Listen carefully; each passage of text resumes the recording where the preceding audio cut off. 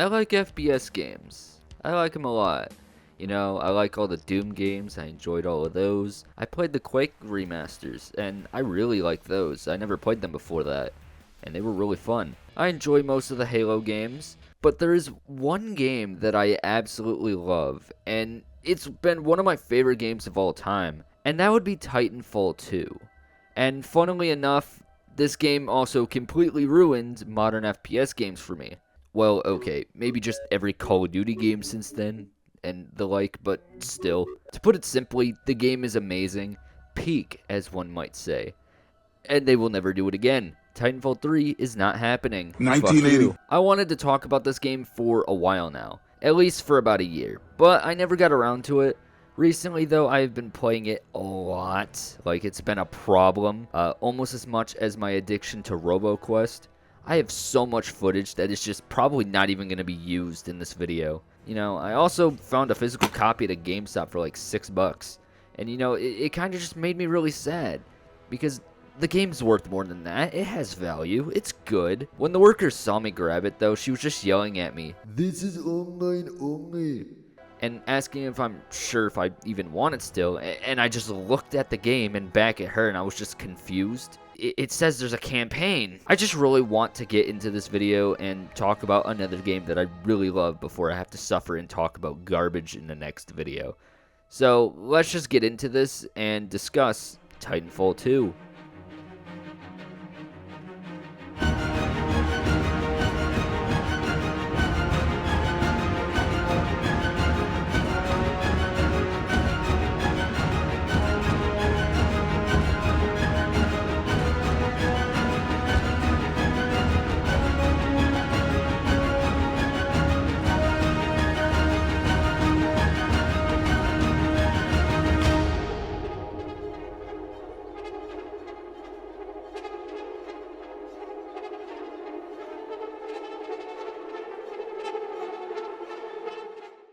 Released on October 28th of 2016, this game got sandwiched between Battlefield 1 and Call of Duty Infinite Warfare. Titanfall 2 was not the biggest success financially. Despite that though, it's one of my favorite games of all time and a lot of others as well.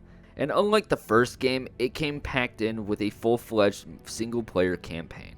So let's start with that. Protocol 3.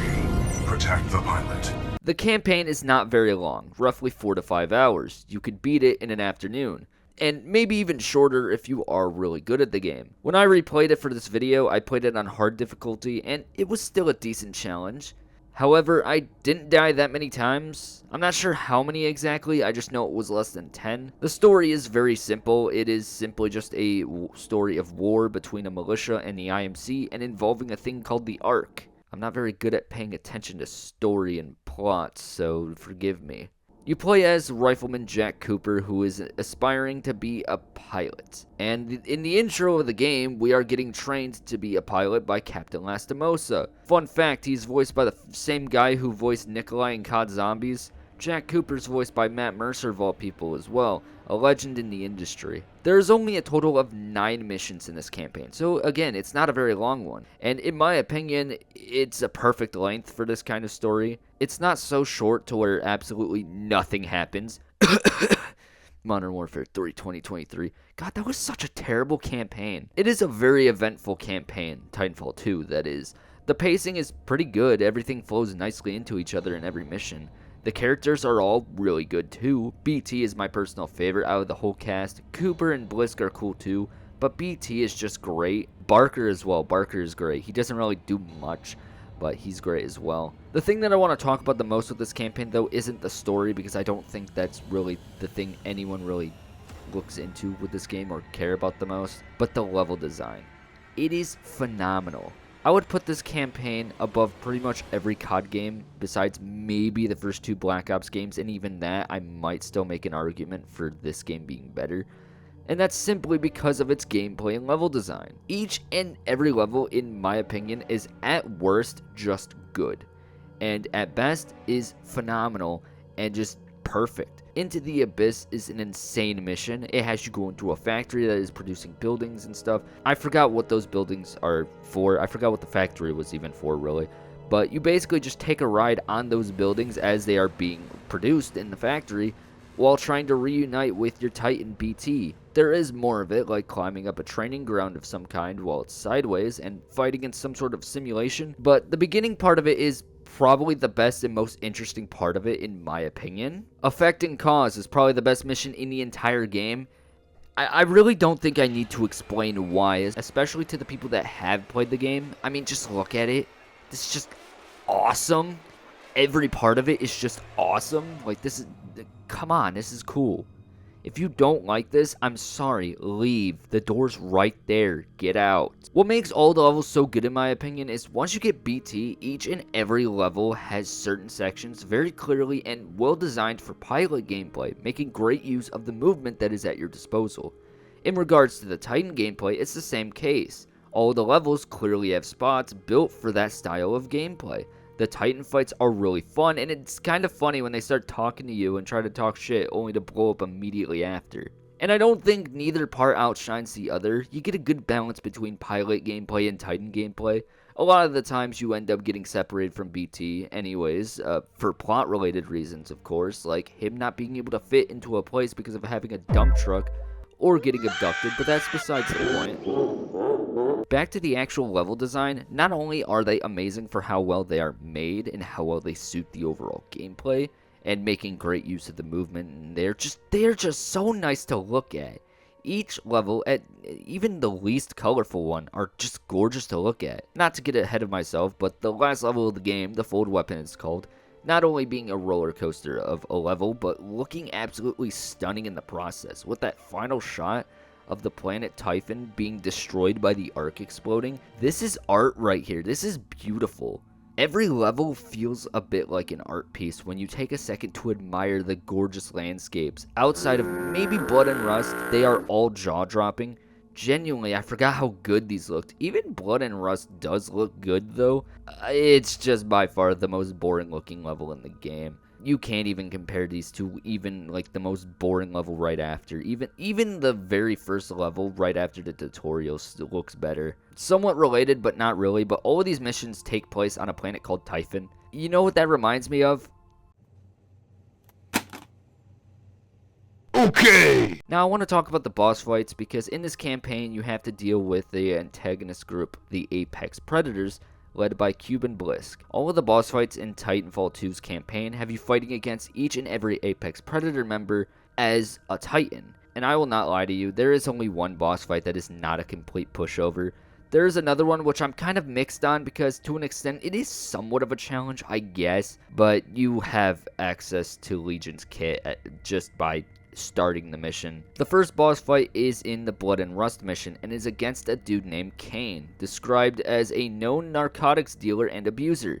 Yes, we fight against a Fent user. He uses the Scorch Titan and he's a pretty easy fight, nothing much to note. No Fent for you, buddy! The second boss fight taking place during the Into the Abyss mission against Ash, a simulacrum pilot which is essentially a human mind put into a robot. I'm gonna be honest, she is a way more interesting character in Apex Legends. I'm sorry, she's really a meh character here. Her boss fight's really easy, or so I thought. How the hell did I die? She uses a Ronin Titan, a pretty aggressive boss fight as Ronin mains tend to be, and I want to say even on hard difficulty it was still somewhat easy, but I literally can't because somehow I died and I still don't know how.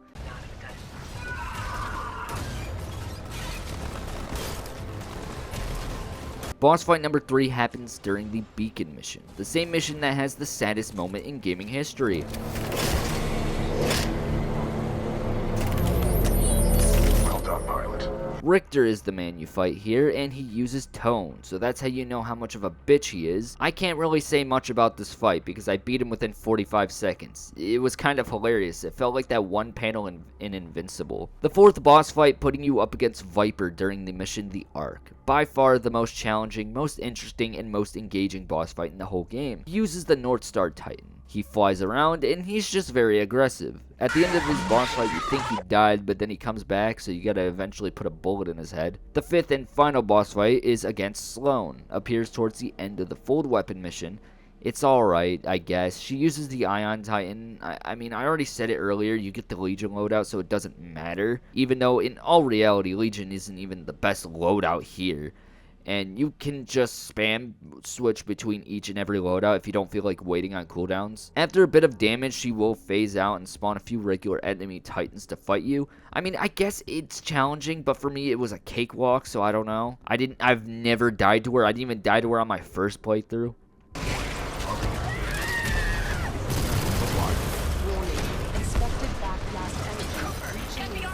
Now, I want to talk more about the story and characters a bit here. While in terms of story, it's nothing groundbreaking or profound. Now, there is a lot of lore behind everything in Titanfall. I just don't feel like going that deep into it simply because I don't feel like it. And because I'm not the man for that. There's plenty of other videos you could find for that. Or you could just do your own research too, but you know, people are too lazy for that. I am people, I'm referring to myself. But the setting and characters, I think, elevate the story much more in my opinion. I would say there is no bad characters at all. However, sometimes I also do get confused by this campaign and its characters. And I'm not sure if I just suck at paying attention or not, because in the Ark mission, the 6-4, which is a cool group by the way, I will not lie, they are awesome. They just kind of exist. There's 4 of them, and yeah, they're all cool. I love how they look, but they just exist in this mission, and you don't see them again afterward. Yeah, it's the second to last mission, but you don't even see them in the last mission. And what I find funny is one of them is voiced by Yuri fucking Lowenthal. Spider-Man, what the hell are you doing here? Matt Mercer's pretty good as Jack Cooper. He isn't amazing or anything. Hell, I wouldn't even say this is one of his best performances from him, but it's good. For BT, though, I think he was a great character and probably had my favorite performance. Tied with Cuban Blisk for sure. Voiced by a guy named Glenn Steinbaum. I think I'm saying that right. I probably said that wrong, but who cares? By looking at his IMDb page and seeing his credits, seems like they just got a random ass guy. His previous work included Lego Dimensions. Didn't really voice anyone of note apparently. I'm Dating a Mermaid. He voiced the phenomenal character Frat Bro. Very relatable. And he voiced Chameleon in the Amazing Spider-Man 2 video game. Which reminds me of something completely off topic to Titanfall 2, but I'm going to talk about it anyway, because the other day I went to a GameStop. I was looking around seeing if I could maybe pick up some cheap games and add to my collection, something I regularly do because I am single-handedly keeping my local GameStop in business, and in the tiny-ass Xbox section, because I have to emphasize how much they do not care about Xbox. Like, they'll have like one row now. It's hilarious. But in that tiny little section, right next to Modern Warfare 3, the new one, I should add, terrible game by the way, was this fucking game. And you know how much that shit costed?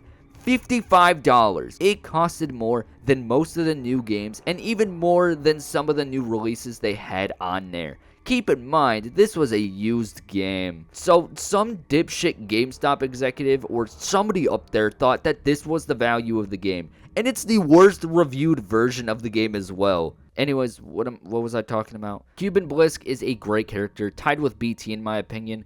Voiced by Dr. Barry Goodman, also voiced by the same guy who voices Caustic in Apex Legends, JB Blanc. He gives a really good performance as Blisk in my opinion. And genuinely, I don't see anyone else who could fit the role. Alright, enough yapping about the campaign. Overall, it's amazing. While I am speaking from a gameplay perspective, as I believe that is the most impressive aspect of the game, I still think the story is solid, definitely elevated by the good characters and voice acting in the setting, as I've already mentioned. But yeah, I definitely recommend picking up the game, even if it's just for campaign, because it really is that good and wipes the floor with more than half of the COD franchise's campaigns. But with that aside, though, I think it's time to get into the other part of this game and talk about Titanfall 2's multiplayer. Eject override. Farewell, pilot. Now the multiplayer. It's peak. I'm going to start this part of the video with the pilot portion of the gameplay. It is easily most of the community's favorite aspect of the game, and for good reason. Before loading into games, you can customize your loadouts. You can choose from 7 different tactical abilities. Cloak, which turns you invisible. It's only good if your opponent doesn't actually play with their monitor on. Stim gives you a substantial boost in not only speed, but health regeneration as well. Grapple. It's a grappling hook with very good range and can swing you around the map, making traversing each and every map so much easier. And it's so much fun to use. A-wall, which is a big orange wall that not only protects you from incoming damage and giving you a damage boost through those walls, it's alright I guess, Phase Shift, which turns you invincible and invisible for like 2 seconds. Pulse Blade is a blade that you can throw and scan an area for enemies temporarily, which by the way can be used to kill people, making it another form of a weapon at your disposal. And finally the Holo Pilot, it just spawns decoys of yourself. That's it. Now to those uneducated on Titanfall 2, you may be asking which tactical is the best. Stim is really good, AWOL is situational but can still work in most settings. Phase Shift is great. It doesn't matter, Uncle Ben. Grapple is better than all of them. Yeah, Grapple is by far the best tactical in the game, and it's not even close. It has great range, can latch onto pretty much anything. It can increase your momentum, making you even faster than you may already be going. It makes traversing the maps 10 times easier, as I already said, and it has 2 charges. Stim and Phase Shift are great too, but I really don't think they compare to Grapple at all. AWOL can work, but in a game like Titanfall 2, with everyone moving around at absurd speeds, you placing down a wall and sitting there would more so put you at a disadvantage if anything. Pulse Blade is alright. I think there is a boost that is much more useful, but if it didn't have the capabilities of getting kills, then I would call it useless. And then there's Holo Pilot. Who the hell is falling for decoys? They aren't anywhere near convincing. Plus, I think the helmet looks stupid. Yeah, I said it. Another part of your loadout is the ordnance. You got regular grenades, a fire star. I think you got the arc grenade as well.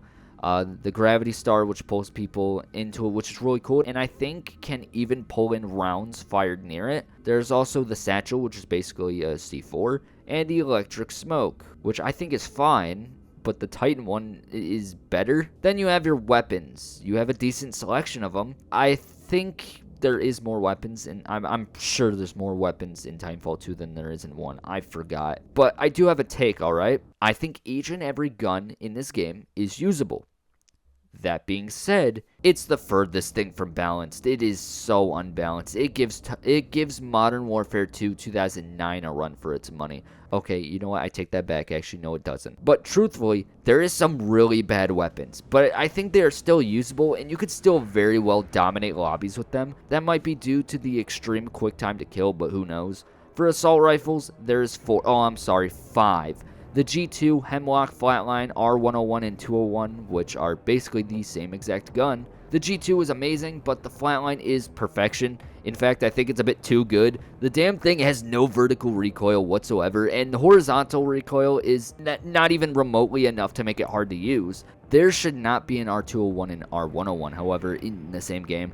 They have the exact same stats, they act the same way. The only difference is the 101 is the only assault rifle that can have an ACOG scope and cannot have iron sights. For SMGs, there's 4 of them, and the car just completely outshines all of them, hell, even most of the weapons in the game too. This thing, I swear, is able to rival the G2 and Flatline, and I think that's a problem. If you use the car, and I mean this with every fiber of my being, fuck you. Then you have the other side of the spectrum with the alternator.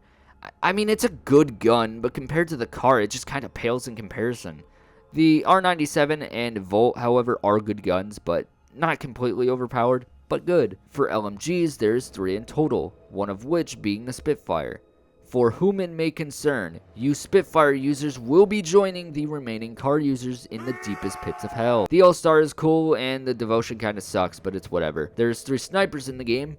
I suck with snipers. That is all. Jokes aside, I really like the Kraber. The double take is good too. The longbow is probably really good, but I just really suck ass with it. Honestly, anytime I use it, I look like an embarrassment. There is shotguns, 2 of which. The Mastiff is good, but the Eva kind of sucks. Then there's the Grenaders. What is the point of these? The EPG is pretty good, but the rest of them are so weird. They are usable, and a good player can make do with them. But why would you pick any of these? Actually, what is the point of using like the SMR? Who wants to use the goddamn SMR? You got 2 primary pistols, being the Elite Wingman, which is a better version of the secondary Wingman, and the Mozambique, which for any Apex players watching, would you believe me if I told you this gun is pretty good? It's not an insane gun or anything, but it's solid. Then you got the secondaries, the Wingman, RE45, P2016. The RE45 is probably the best out of all the secondary pistols by far. Then the anti-Titan weapons with the Charge Rifle, Archer, MGL, and the Thunderbolt. Another part of each loadout is kits, which are essentially just perks, with there being 2 different kits. There's 4 perks under Kit 1 and 5 under Kit 2.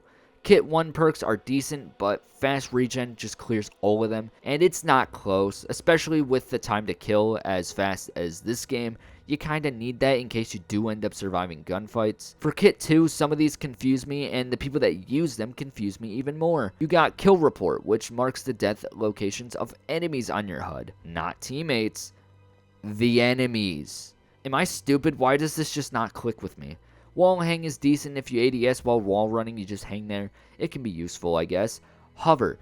ADSing while in the air makes you hover in the air. Sure, this will make sniping easier, but it also tells everyone on the enemy team, hey, look at me, I'm a dumbass. I personally go with low profile. Just by reading the description, it is by far the best perk out of the two. Titan Hunter is alright, but I get my Titan quick enough anyways, so the 10% in the Titan meter from Titan kills isn't appealing to me. I said Titan so many times. Oh my god. I'd talk about the other perks, but they're just alright and not really anything that confusing or worth mentioning. Now onto the Titans, one of the main selling points of this game besides the quick-paced movement. That pilot stepped into the wrong ring. In Titanfall 2, there is 7 different Titans, which essentially work as classes. First off, you got Ion. His weapon is the Splitter Rifle, which is pretty good all things considered. His abilities include being able to spawn trip mines, a laser shot, a vortex shield which holds incoming fire and sends it back at enemies, and laser core, which is his ultimate that just shoots a big ass laser beam that drains enemy health. I like Ion, he's pretty good. Scorch, his weapon is a thermite launcher which can only shoot once before reloading, and I don't think it's great. He can also spawn these weird little gas traps. Thermal shield, which melts projectiles and can burn enemies. Firewall, which just sends a little thermite path at enemies, and Flame Core, which is just a better firewall. Scorch is hard to use, and I am not very good with him at all. North Star, her weapon is a railgun which makes her essentially the sniper class Titan.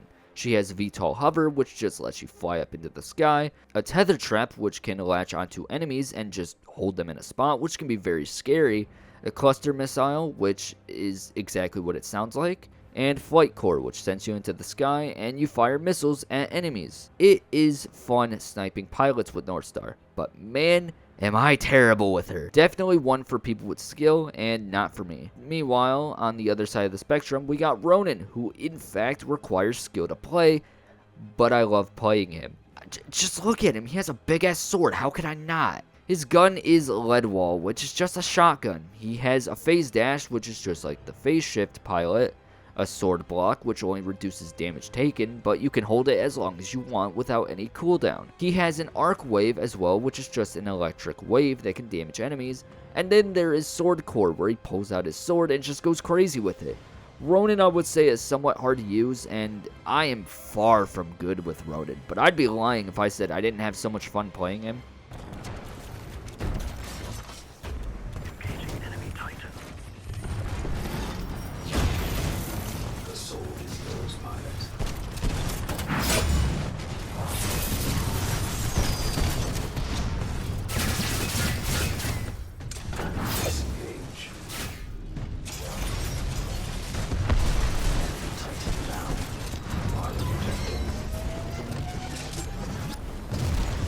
Then there is Tone. If I say what I think, I'll be suspended 6 months. Tone's weapon is a tracker cannon, and it is very good. Tone can lock onto enemies, so one of their abilities can give you a partial lock, which you need to get like 3 of those little thingies on enemies. You need 3 of them before you can even use the tracking rockets, which do exactly what it says.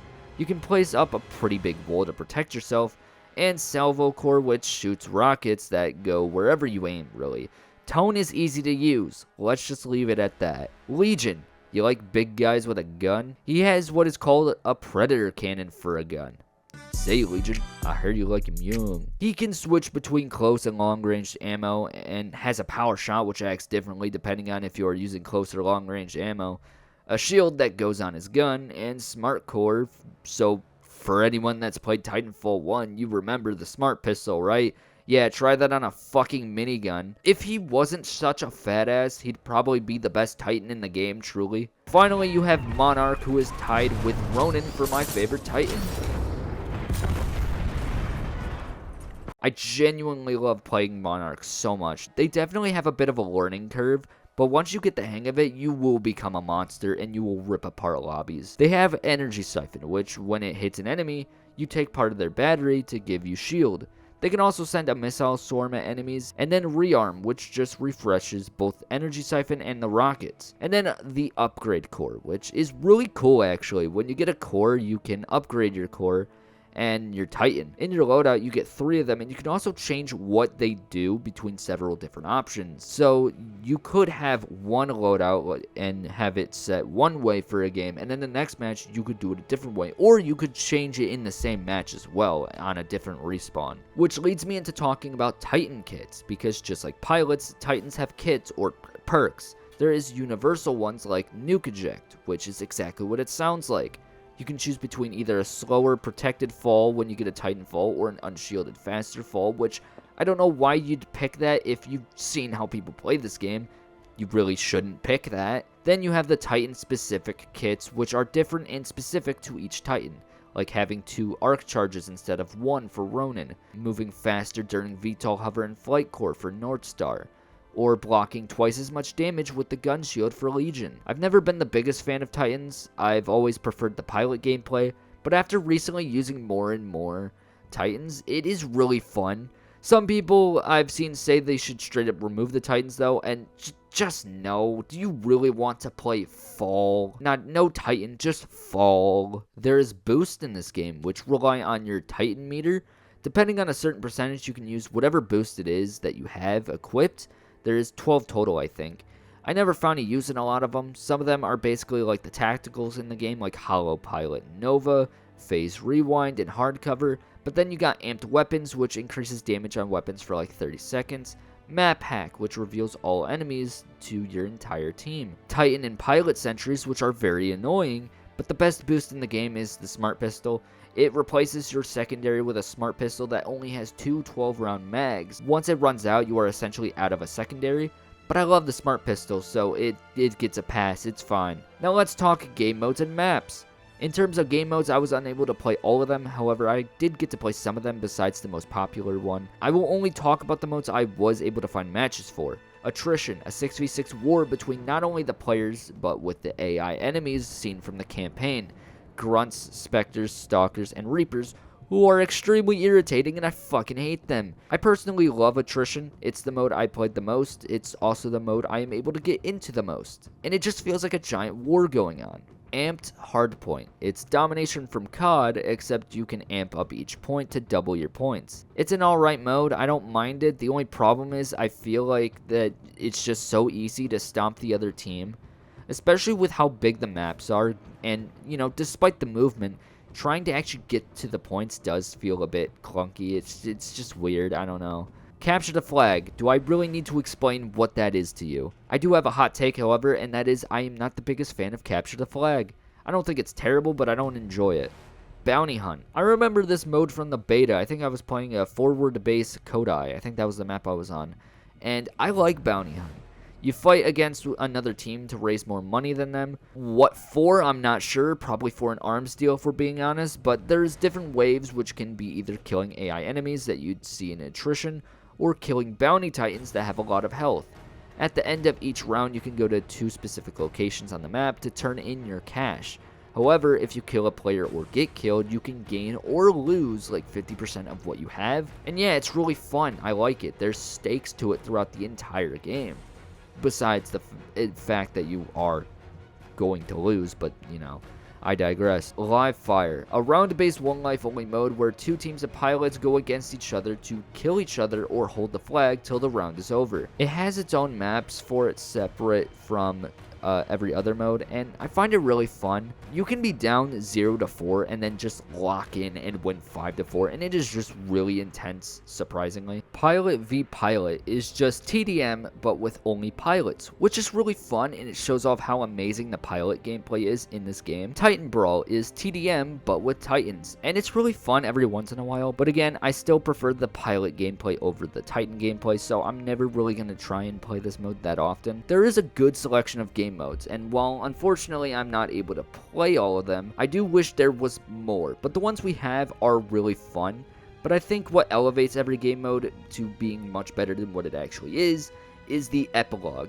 At the end of each game, the losing team has to rush to a dedicated location that is marked on the map and on your HUD, and wait for the dropship to pick them up and escape. The winner's job is to kill everyone and destroy the dropship. I think this makes the game even more engaging, especially in attrition if there is still any AI enemies left.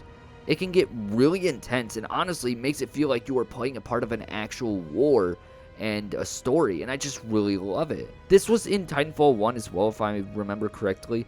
If I'm wrong, please correct me, because I barely got to play that game and I don't remember much of it.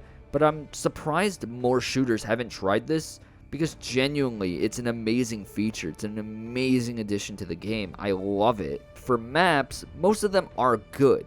Most of them. Let's talk bad maps first. Homestead is ass. Crash Site is okay. Dry Dock is fine if I didn't get it 4 games in a row on Capture the Flag.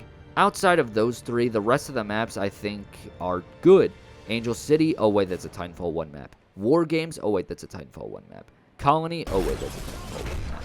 There are really good maps that aren't legacy maps, of course. Glitch, obviously, it's just as good as Angel City and War Games, and those are top 2. Exoplanet is also really good. One thing I've seen online is that the general consensus is that Titanfall 1 has better maps than Titanfall 2. And while I didn't really play a whole lot of Titanfall 1, unfortunately, and I don't remember most of it, I kind of agree. And you're welcome! Not only that, but there's just more maps in general too. Plus, most of the maps in Titanfall 1 just look cooler and are more fitting with its aesthetic. Don't get me wrong, I love most of the Titanfall 2 maps again, but I wish there was more maps. In fact, I also wish Haven came back. I love that map. That's like one of the most memorable maps for me. Most of the maps I would say are also built well for both Pilot and Titan gameplay. However, some of them are better at one than the other. Blackwater Canal is an awkward one because if you aren't on the high ground as a Titan, then good luck getting back up there. Homestead has those dumbass caves. I don't get why. You got the live fire maps, which are cool, but I don't have much to say about them because they're really small. But yeah, honestly, I just wish there was more maps, more original maps at that, just so we can wash away the bad taste that Homestead left. I hate that goddamn map so much, and I know I'm not the only one. I saw plenty of people talking shit about that map, and it deserves it. Let's move on to the not so important stuff, the customization. You can customize your pilot, weapons, and Titans by choosing different camos and skins. There is ones you can buy with real money, not too many, and they are alright in terms of price. In my opinion, a lot of them are just okay. There are some good ones, but I personally wouldn't buy them. However, the free camos, which there is a lot of them, you can unlock some just from leveling up and prestiging, or in this game I should say regenerating. Another page dedicated to ones you can unlock from doing certain things like 2,500 kills, 100 headshots, things like that. Then there's advocate gifts as well, which I think you can just unlock randomly, or you can use these free in-game credits to unlock them as well. You can use those to permanently unlock any actual gameplay items like boost, weapons, kits, and stuff like that. The camos themselves are the same for pilots, Titans, and pilot and Titan weapons, which I think is nice. The Flatline is probably the only one I would get Stoic Black though. I just use that gun way too much.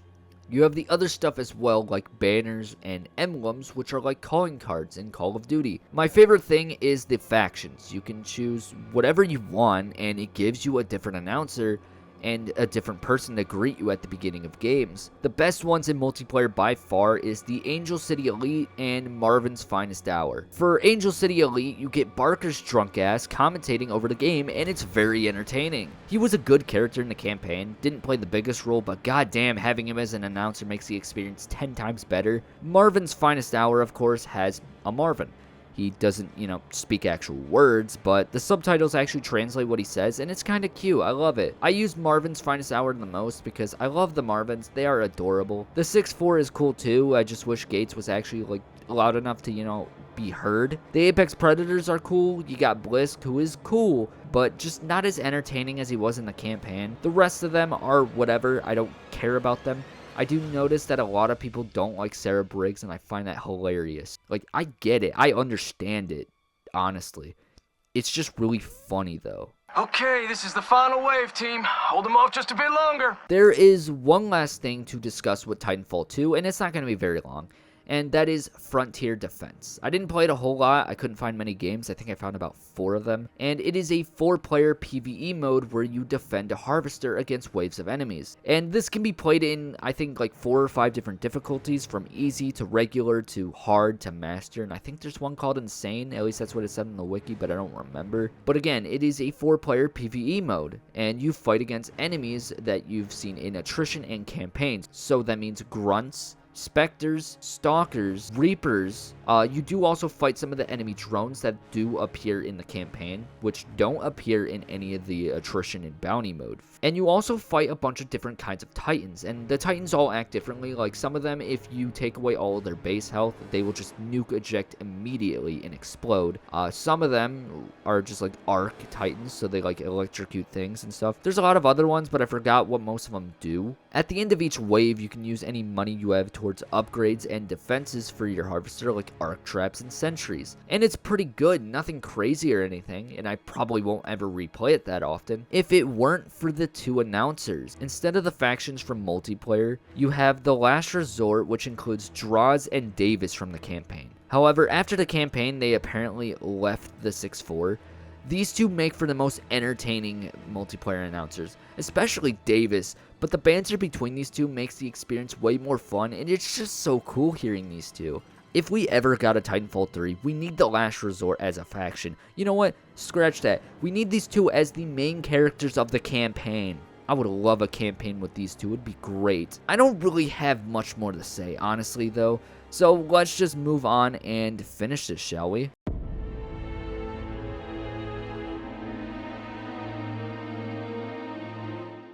Alright, now I forgot to put this in the video. I don't know why. Because it's one of, honestly, the best parts of the entirety of the game. But the music. The music is so amazing. Honestly, there isn't a whole lot here for me to say. Honestly, I could just play clips of the music and you would understand. You could already hear it at the beginning of the video. You could hear music like in the background very quietly, and it's all amazing and fitting. It adds on to this like interstellar like space atmosphere that they're going for, and it just works. Honestly, I would put this up there with the Halo games because it really is that good. Of course, there are some tracks that are less memorable than others, but genuinely it is a really good soundtrack, and I don't think there's a single bad track on here. Now that is very hard to do in my opinion. Like, I don't think there is like bad video game soundtracks. At worst, they're usually mid. I haven't heard a bad video game soundtrack, but Titanfall 2 is honestly a masterpiece of a soundtrack, and probably one of the best aspects of this game in general. And yeah, with that said, let's just move on now. Trust me. Titanfall 2 is one of my favorite games of all time. It's a near masterpiece in my opinion. Is it perfect? Ha!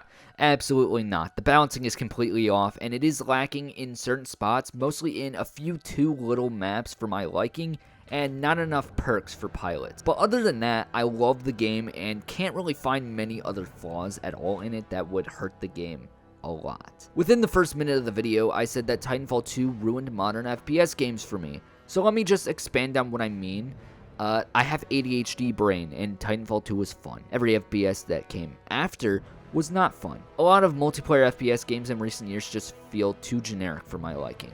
I prefer a more faster-paced multiplayer experience, but even a game like X-Defiant or some of the newer COD games, which even calling those fast-paced might be debatable, they aren't nearly as fun. I don't think X-Defiant is bad, of course, but I just don't think these games compared to a game like Titanfall 2. Hell, I don't even think they compare to Black Ops 3. Train go boom. Or Infinite Warfare. Or Advanced Warfare. Hell, they don't even compare to Titanfall 1 from the very little I've played of it. That game is also a banger. I just can't speak on it because I played less than 5 hours of it and don't feel like speaking on something I'm not experienced with. The point I am trying to make is that Titanfall 2 is fun. These other games aren't.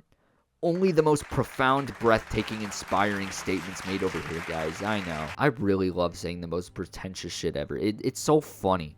I sound like I'm trying to be some smarter guy and act like I'm better, but really I'm just saying a bunch of nonsense. So the conclusion of this video, what you should walk away from this video with. Titanfall 2 is amazing. I love Titanfall 2. You should love Titanfall 2. Respawn, please make a Titanfall 3 before I fucking lose it. And please, when you do that, take aspects from both Titanfall games, please. Honestly, return to that militaristic sci-fi style that the first game had. That'd be awesome. And that is all I have left to say. If I don't stop now, then I would go on for another 10 hours. Make sure to like the video if you like Titanfall 1 or 2. 10 likes and I won't do anything. Just like the video. Subscribe because I plan to get back into normal game reviewing, and I got some other neat things to talk about at a later date. And if you enjoyed the video, good. Now goodbye.